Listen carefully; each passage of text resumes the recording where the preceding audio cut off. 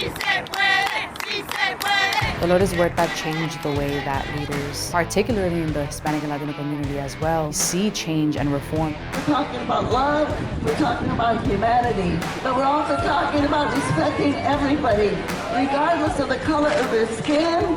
Courageous, kind, compassionate. Here's how Dolores Huerta inspires the next generation of community activists. Leaders like Dolores Huerta don't get enough credit. That's why I'm so passionate about the power of media and the use of the internet in the fight for human rights. Because the reality is that we're one click away from understanding the difference between any leader we know and a leader like Dolores Huerta that truly marked history. Sara Mora is a DACA recipient and champion of immigrant rights who takes inspiration from Huerta's work. Mora uses storytelling and her personal experience to help uplift her community. She runs Population Mic, an online archive to help alert immigrants, migrants, and DACA recipients to work and internship opportunities, calls to action, and opportunities to tell their stories. Storytelling is one of the key ways to decentralize the main narrative about populations. Poor people have power, but that we have to make hard choices sometimes to be able to bring that power to fruition. Dolores Huerta changed the way I see my work because I am challenged every single day to continue to question the status quo and to not allow myself to be afraid because I'm different in the rooms that I step in of power and to really own the room. Huerta is considered one of the most influential labor and civil rights activists of the 20th century. Her father was a farm worker who became a state legislator, and her mother would rent out the hotel she owned to workers at low rates or even waive the fee. Later, as a teacher, Huerta noticed that some students would come to school hungry or without shoes. This inspired her to help make a difference. Huerta eventually got involved with organizing farm workers to improve their working conditions and would go on to help form one of the most impactful unions in the country.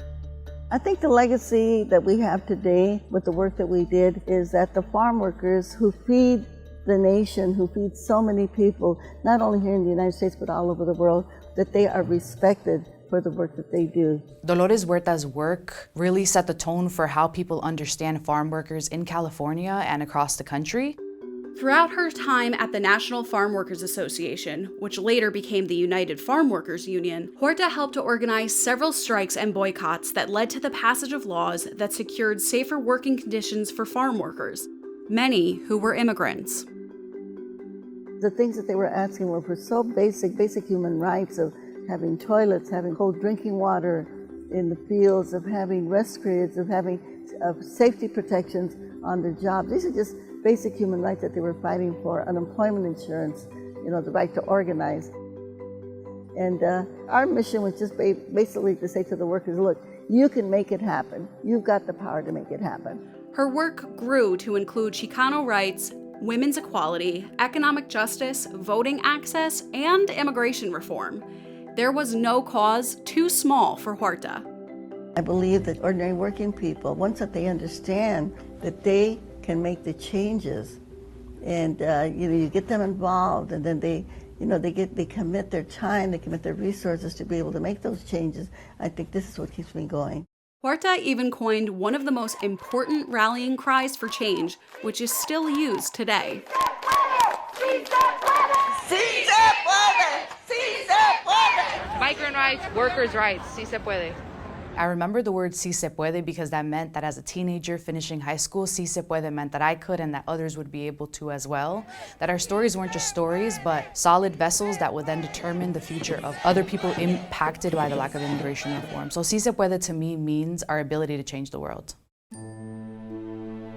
When Trump rescinded DACA and terminated temporary protective status that was put into place by the Obama administration, a lawsuit was put into place as one of the beginning signs of the immigrant community fighting back.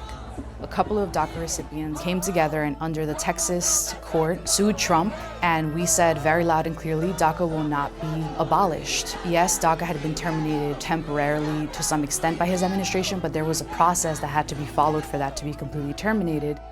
We won the lawsuit, so we sued Trump and we won.